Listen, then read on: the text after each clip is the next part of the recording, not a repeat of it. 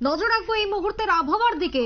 সন্ধ্যা থেকেই বৃষ্টি, বিশেষ করে শহরতলিতে আজকে শিলাবৃষ্টিও পরিলক্ষিত, কিন্তু আগরতলাতে সন্ধ্যের পর থেকে আকাশ মেঘলা, বজ্র বিদ্যুৎ এবং ঝিরঝিরে বৃষ্টি পরিলক্ষিত হচ্ছে। দেখাচ্ছি সেই ছবি। তবে তারই সাথে এই বৃষ্টির পূর্বাভাস সম্পর্কে বা বৃষ্টিকে কেন্দ্র করে হাওয়া অফিসের কি বক্তব্য, কথা বলবো। টেলিফোন লাইনে রয়েছেন প্রতিনিধি শতাব্দী দেবনাথ। শতাব্দী, ডানার প্রভাব কেটে গেছে, কিন্তু তারপরও রাজ্যে বৃষ্টি, ইতিমধ্যে শহরতলিতে শিলাবৃষ্টিও পরিলক্ষিত, কি বলবে?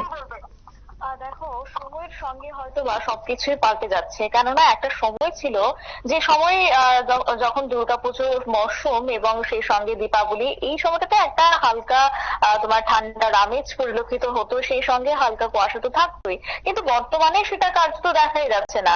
পুজো কাটতে না কাটতে শীতের অপেক্ষায় রয়েছে রাজ্যবাসী, এবং সেক্ষেত্রে বর্তমানে রাজ্যে গরমের একটা প্রভাব সেভাবে না থাকলেও আর্দ্রতা জনিত কিন্তু একটা প্রভাব থেকেই যাচ্ছে, আর যার কারণে বিশেষ করে অস্বস্তি ভাবটা ক্রমশ পরিলক্ষিত হচ্ছে।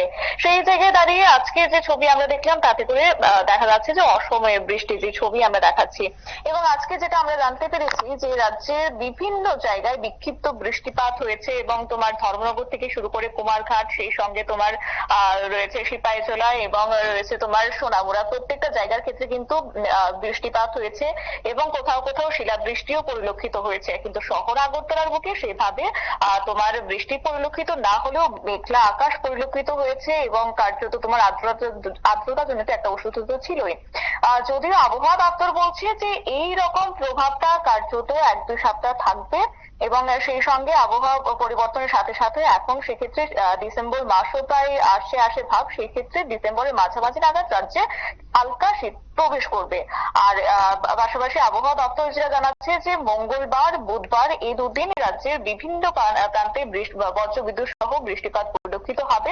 সেই সঙ্গে থাকবে ব্যবসা গরমও, এবং যদিও মানে তাপমাত্রা যেটা বলছে যে 20 থেকে 23 ডিগ্রি সেলসিয়াসের মধ্যে থাকবে। একই সঙ্গে জানাচ্ছে যে এই যে প্রভাব বা এই যে ওয়েদারটা, সেটা কার্যত 3 থেকে 4 সপ্তাহ সময় লাগবে, এবং তারপরে কার্যত আস্তে আস্তে রাজ্যে শীত ঢুকবে। আপাতত এই মুহূর্তে বৃষ্টির কোনো সম্ভাবনা নেই, তবে হ্যাঁ, সকাল থেকে একটা কুয়াশা ভাব পরিলক্ষিত হয়, এবং বেলা বাড়তে সেক্ষেত্রে কিন্তু রোদ যখন উঠে যায় সে একটা অস্বস্তি ভাব থেকেই যায়। তবে রাজ্যের আবহাওয়া দপ্তর বলছে এই 2-3টে দিন কেটে গেলে কিন্তু আর কোনো বৃষ্টিপাতের সম্ভাবনা নেই। তবে শীতের আগমন মানে এই যে বৃষ্টি, তাতে করে কি নতুন করে কোনো নিম্নচাপের প্রভাব রয়েছে, বা নতুন করে কোনো আবারও আবহাওয়া খারাপের ইঙ্গিত মিলছে কি? সুপ্রীতি, আবার যেমনটা বলছিলে,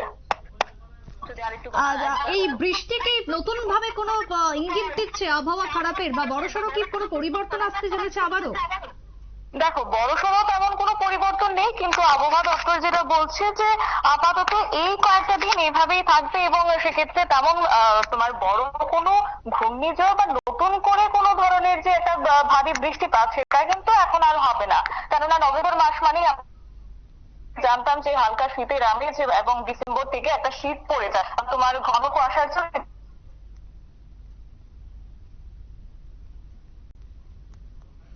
একেবারে তাই। আমাদের প্রতিনিধির সাথে যোগাযোগ যদিও বিচ্ছিন্ন, তবে ইতিমধ্যে শীতকে কেন্দ্র করে যে আপডেট বা বৃষ্টিকে কেন্দ্র করে যে আপডেট, তাতে করে ফের একবার নিম্নচাপের প্রভাব লক্ষ্য করা যাচ্ছে। ঘনাচ্ছে ঘূর্ণাবর্ত, বঙ্গোপসাগরে ঘূর্ণাবর্তের জেরে রাজ্যের ক্ষেত্রে হালকা থেকে মাঝারি বৃষ্টি পরিলক্ষিত। শহর আগরতলাতে সেভাবে ভারী বৃষ্টি না হলেও বিদ্যুৎ চমকাচ্ছে, বিদ্যুতের ঝলকানি পরিলক্ষিত হচ্ছে সন্ধ্যে থেকেই, এবং শহরতলিতে বিশেষ করে সিপাহীজলা জেলাতে সন্ধ্যের পর থেকে শিলাবৃষ্টি লক্ষ্য করা গেছে।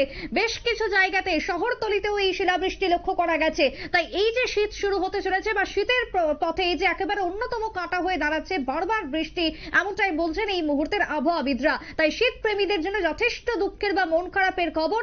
আরো বেশ কিছুটা দিন অপেক্ষা করতে হবে শীত পড়ার জন্য, এমনটাই মতামত মৌসুম ভবনের। ছোট্ট বিরতির পর ফিরছি, সঙ্গে থাকুন।